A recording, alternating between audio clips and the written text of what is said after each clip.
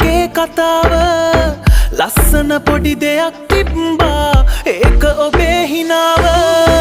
ගැලපෙන අය